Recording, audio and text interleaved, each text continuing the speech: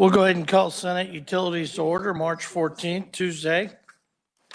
We can get Senator Pittman to. Okay, first thing on the agenda, the 14 milestone incident.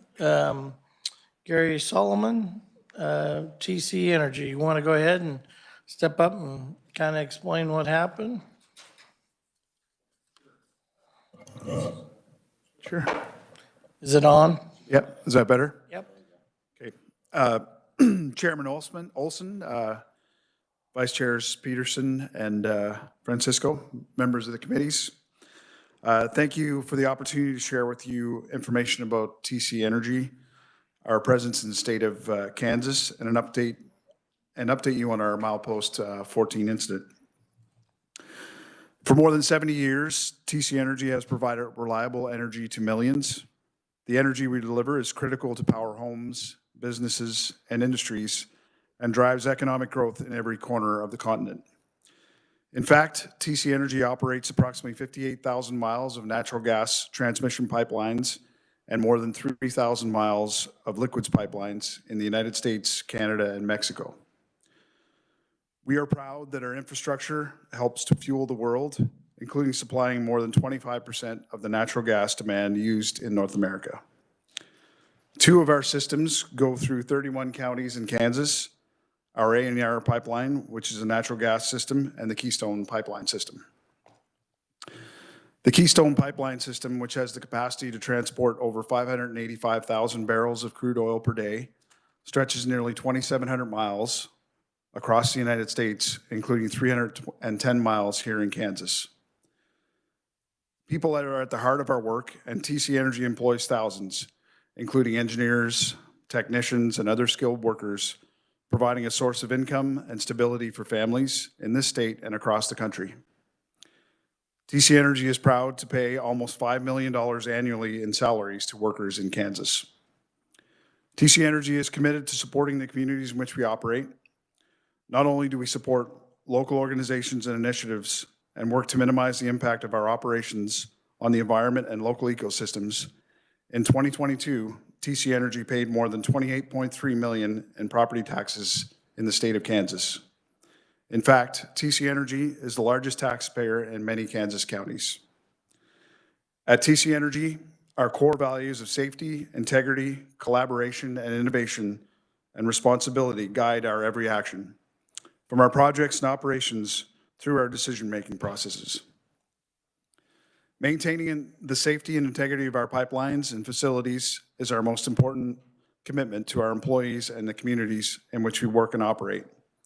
With over $1 billion invested in pipeline system integrity every year, our proactive approach to preventative maintenance has been recognized by numerous industry associations. In 2021, our industry advancing P-square model dealing with corrosion prevention was recognized with the prestigious Global Pipeline Award from the American Society of Mechanical Engineers. We have also received numerous other awards from industry associations in Canada and the United States related to our overall safety record and employee safety in particular. We conduct business with the highest ethical standards, including honesty, fairness, and transparency, and we strive to work collaboratively to build long-lasting relationships in communities and with the stakeholders like you to achieve our common goals. We work continuously to improve our operations and find innovative solutions to meet the evolving needs of our customers, policymakers, and our industry. And finally, we recognize our responsibility to operate in an environmentally responsible manner and continue to protect the well-being of the communities across our footprint. While we strive for zero safety or operational incidents, our Keystone pipeline system did not achieve this goal. And at approximately 9:01 p.m. Central Time on December 7, 2002, our emergency response protocols were activated after a drop in pressure was detected by our operational control center. A full system shutdown was initiated within 7 minutes, and we immediately dispatched local field crews who isolated the incident site in Washington County, Kansas. That ultimately resulted in 12,937 barrels of crude oil being released. Our emergency response was immediately activated And throughout the duration of our response, we have deployed 3,000 people to the Milepost 14 site, averaging over 800 people per day on site, working around the clock. To date, we have recovered over 95% of the released oil. During the entire emergency response, we have established environmental monitoring, including around-the-clock air monitoring. These response efforts will continue until we have fully remediated the site. Our primary focus in responding to the incident continues to be the health and safety of the surrounding community, on-site staff, and personnel, and mitigating the risk to the environment. We continue to respond to this incident in a unified command structure with the U.S. Environmental Protection Agency and the Kansas Department of Health and Environment. As I mentioned, integrity is one of our core values, and from the outset of the incident, we worked to keep the community, local landowners, elected, appointed, and regulatory officials and tribal leaders informed of our response, recovery, remediation, and investigation at the Milepost 14 site. We welcome tribal representatives on site to monitor the progress of the work with local and state environmental agencies to develop incident-specific wildlife management plans, including specialists to care for impacted wildlife. On December 29, 2002, after safely completing the repair and replacement of the impacted segment, we proceeded with the controlled restart of the Cushing extension under operational plans approved by the U.S. Pipeline and Hazardous Materials Safety Administration, or PHMSA. The pipeline, which became operational to all delivery points, was then and is still monitored 24/7 to deliver energy to the customers who rely on us. The system continues to operate with additional risk mitigation measures, including reduced operating pressures. Earlier last month, we advanced our root cause investigation with the completion of an independent third-party mechanical and metallurgical analysis of the failed pipe. The analysis concluded that the failure occurred due to a combination of factors, including bending stress on the pipe and a weld flaw at a pipe-to-fitting girth weld that was completed in a fabrication shop. Although welding inspecting and testing were conducted within the applicable codes and standards, the weld flaw led to a crack that propagated over time because of bending stress fatigue, eventually leading to an instantaneous rupture. The cause of the weld flaw and bending stress remains under investigation as part of a broader third-party root cause analysis. It's important to note the metallurgical analysis identified no issues with the strength or material properties of the pipe or the manufactured fitting. Additionally, the system was operating well within its operational design and permit requirements. Our focus continues to be on the safe operation of the pipeline system. Last week, TC Energy received an amended corrective action order from PHMSA. The Keystone Pipeline system remains operational, and since restarting, it has been operating with additional mitigations. Additionally, we have reduced our operating pressure and will continue to support the safe operations of our system while we continue our response and investigation, which is consistent with the order. Our team is progressing a remediation plan, including an analysis of other areas with potentially similar conditions, the use of additional inline inspections, and further operational mitigations. The safety of our employees and our communities and the integrity of our pipelines are of the utmost importance to me and to our company. No incidents are acceptable to us. We take this responsibility very seriously, including our decisive response and efficient cleanup efforts, with a coordinated effort by local, state, and federal agencies, along with more than 800 on-site personnel to contain and remove the spilled product. The prompt and expert response, including a collaborative effort with local responders in the middle of the night to deploy booms on the creek, significantly slowed the oil migration and enabled us to establish a containment dam downstream the following morning. These actions help to minimize the impact of the spill on the surrounding ecosystem and prevent further damage. I want to commend the efforts of Washington County, the Kansas Department of Health and Environment, the Environmental Protection Agency, and PHMSA, and the Department of Transportation and there are hundreds of workers who continue to work around the clock, including over Christmas and New Year's, and in inclement weather to ensure the safety of the surrounding communities, and who continue to work tirelessly to this day to restore the impacted areas. This was an all-hands effort for our company. Not only those who were mobilized at the site, but the workers from across our footprint joined in a campaign to show our appreciation to the Washington County community to support the Washington County Hospital. That giving campaign, which had an internal and external match, collectively raised $120,000 for the Washington County Hospital. Most importantly, I would like to enter into the record appreciation for the people of Washington County. Incidents like these affect real people, those who live in the community, local officials, landowners who have workers suddenly mobilized on their land, and the hundreds of workers who quickly relocated to respond to the incident. The good and kind people of Washington County welcomed our team and those from tribal, state, and federal regulators with open arms and warm hearts. The residents of Washington County were as concerned about our workers as we were about resolving the incident. We never expected the baked goods, the meals, and the outpouring of support our company and our workers received from the community, and we will never forget it. The Milepost 14 incident is a concerning event for TC Energy, but the immediate response and cleanup efforts that followed demonstrated the importance of a swift and coordinated response to minimize the impact of environmental hazards.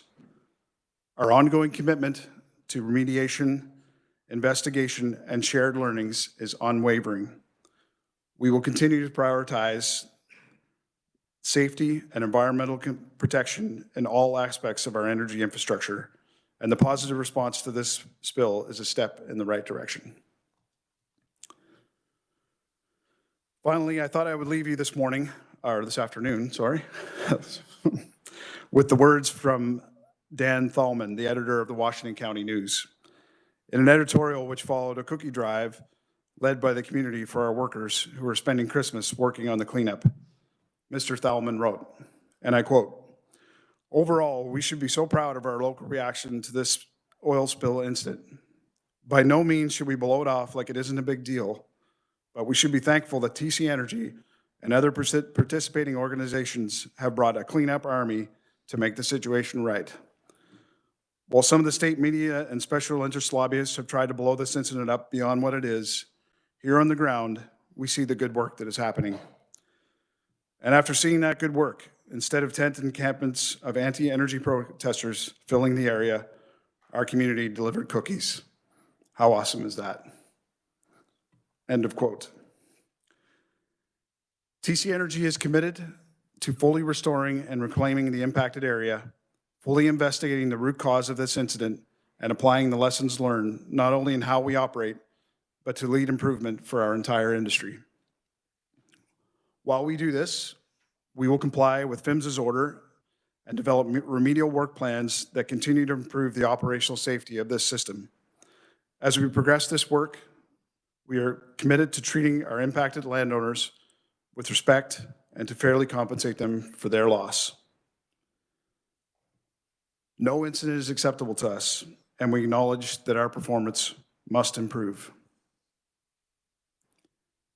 We will invest what is needed to make this an industry-leading pipeline while we continue to provide energy that North Americans need and rely on. Thank you for the opportunity to be here today, and I would be happy to answer any of your questions. Questions? Senator Thompson? Thank you, Mr. Chair. Thank you for the update. I must say, I appreciate all the updates I got. It was calls, texts on the progress so that I could, obviously we aren't in that area, but people were concerned about it. So I appreciate the fact you kept us in the loop on the entire progress during the incident. That's just a quick comment. Thank you, Mr. Chair. Thank you, Senator. Senator Fagg? Thank you, Mr. Chairman, and thank you for your presentation. I was wondering how many pipeline accidents like this in the last 10 years that you're aware of? like milepost 14. You know, things are going to happen. I just wondered how many's happened in the last 5 or 10 years? With TC Energy specifically or across Or just pipelines in general? I don't have that, I don't have that number or information, but I could provide that to you. PHMSA keeps a detailed log of all those incidents that How have many occurred. at TC?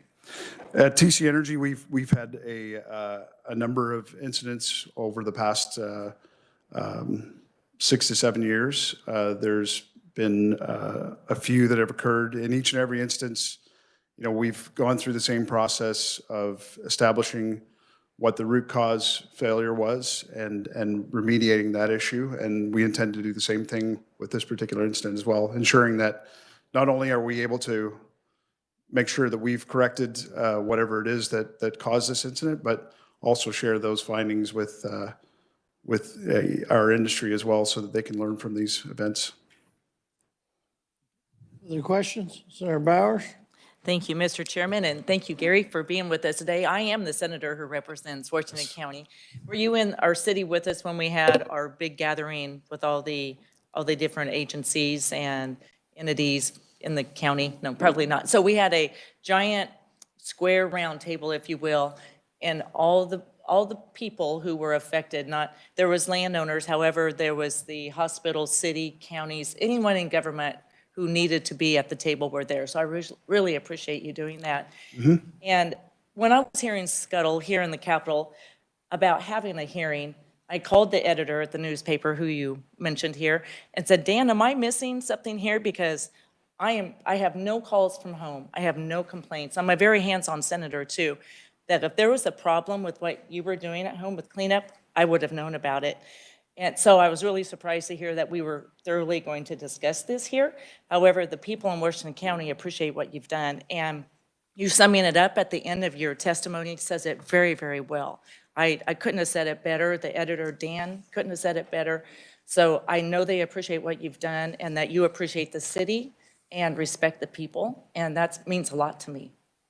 Thank you, Senator, for the comments. Other comments? Senator Pittman?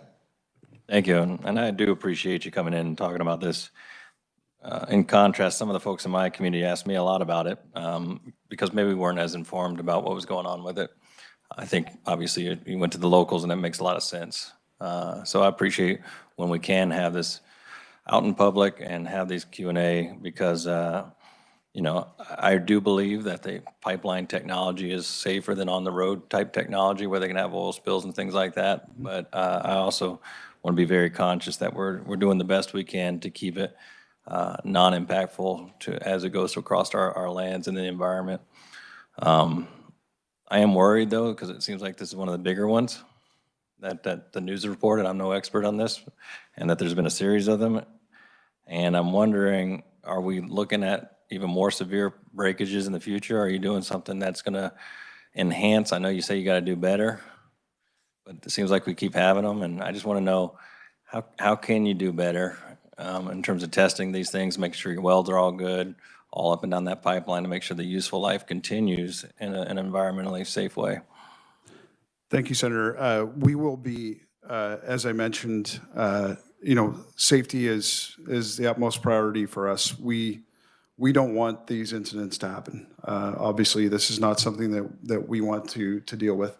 We will be complying with the corrective action order that we've received from PHMSA. We have already completed a metallurgical analysis on the failed section of pipe. And as I mentioned, I explained that a little bit in my opening comments, what that happened was. We are still waiting on root cause failure analysis that we should receive here in the coming couple weeks. That will give us more about the why. And our intentions are to look at every possible cause of this incident. We have already begun running some advanced inline inspection tools that are capable of detecting some of the features that are similar to what we saw in this incident. We are, in addition to that, within the PHMSA order, we will be looking at some other things like geotechnical, although we don't know that that's a contributing cause here. But I will assure you that, we will expend significant resources and effort to ensure that we don't have another incident like this. And I understand that we acknowledge we need to do better, and we're going to do everything we can to do that. Go ahead and have a quick follow-up. That's great. I mean, anything you can do to test the integrity of the piping, anything you do that goes along those ways, I think is going to make any kind of technology you can add to it to have that kind of testing going on. I think it's going to be good. I'm just curious on terms of what was the cost of the cleanup? If we're going to look at it, just kind of give us an idea of what the cost of the cleanup. You have 800 individuals out there. It's a lot of salary, and how much of that was borne by, say, the federal and state government, just so we have an idea of that. So in our estimate that we've released publicly not that long ago, we estimate that this cleanup effort will cost approximately $480 million to complete this cleanup activity. We understand that some state and federal and local agencies have incurred costs, and we intend to reimburse those in accordance with the applicable legislation as well. I don't have the numbers. I'm not sure that even those agencies, as they're not finished, some of those activities have a total, but that will probably be calculated after we're complete the actual cleanup efforts. Senator Byers? Oh, thank you. Thank you, Mr. Chairman. Gary, there is one thing I forgot to mention, and as Senator Pittman noticed, he didn't have the updates, but to commend your local, not just the local, but I did talk with the locals on this in government. However, your folks with governmental affairs talk to me daily, if not daily, every other day. And I think that was important to keep the legislators in the area up to date quickly, real time, and not later on or with an email the following week. So I think that was very important to let the public know how you handled this with those locals who were, well, basically boots on the ground, working with you to help with this problem. So thank you again, Gary. Thank you, Senator. Further questions? Senator Francisco? Thank you, Mr. Chair. Thank you for being here. I too was given a call pretty recently after the incident, and appreciate that because of serving on this committee. And that was important because people were reaching out to us. So, so we do thank you for that. Thank you for your thanks to the Kansas Department of Health and Environment and the EPA, because I feel like their involvement was also really helpful in making sure that the community felt comfortable about what was happening. I do know that there was a little concern about some lack of transparency, and it was really that the press was not allowed to fly drones over the area. And I know that the most important thing was to get the workers on the ground and to get whatever information you needed. I don't know if it's possible in a 24-hour period to identify an hour that could be, public. Just in the future, that there be some opportunity for the press to confirm what happened and what's happening. And then, I know that there's been corrective action orders. Can those be shared so that there's an idea, again, for the public of the essentially good work that was going on? Right. So to just address to your comment, we have had, since the onset of this incident, we've had 24/7 operations on the site. And I think our ability to manage, the access to the site, make sure that those individuals on site could focus on the cleanup has been a key factor in us being able to respond as quickly and get to the point that we're at today. And, the other concern we have is that the folks on the ground that are responding have significant safety training as well that they need to take and go through in order to be present on the site. So I think it's important for us to make sure that was in place so that we didn't distract them. We don't have, everybody on site has a specific role, and their job is laser focused on that cleanup and remediation and the safety of those folks that are on site as well as the community. So that was a primary thing. I would say that, you know, we've, as you mentioned, we've had continuous support and presence from KDHE and the EPA. The EPA has published a lot of information, pictures, photographs, their findings on their website where you can view those things as well. And I would expect at some point when the critical phase of the cleanup is over, that we would be able to have some additional access for certain individuals as well. And we're also trying to respect, remember, these are private landowners' properties, and we're trying to respect them as well, and make sure that, you know, that their privacy and their confidentiality is respected. To your point, the PHMSA corrective action order is publicly available. You can go online and look at that. And I believe at least portions of the EPA and the Kansas consent orders are also available for review. I'm not sure off the top of my head if that's accurate, but I think that a lot of that information is available. Further questions or comments? I just want to say, you know, thanks for doing a good job getting on the site, working with the locals, the people involved, and getting, you know, taking swift action to get the right teams and the right people there. I mean, accidents happen, and I know you're prepared for this kind of stuff, the business you're in. So I just, you know, as a Kansan, as a taxpayer, thanks for, you know, getting on site, getting it taken care of, and then, you know, we can talk about what happened later. So I appreciate it. Thank you. Any further questions or comments? Not seeing any? We're adjourned. Thank you.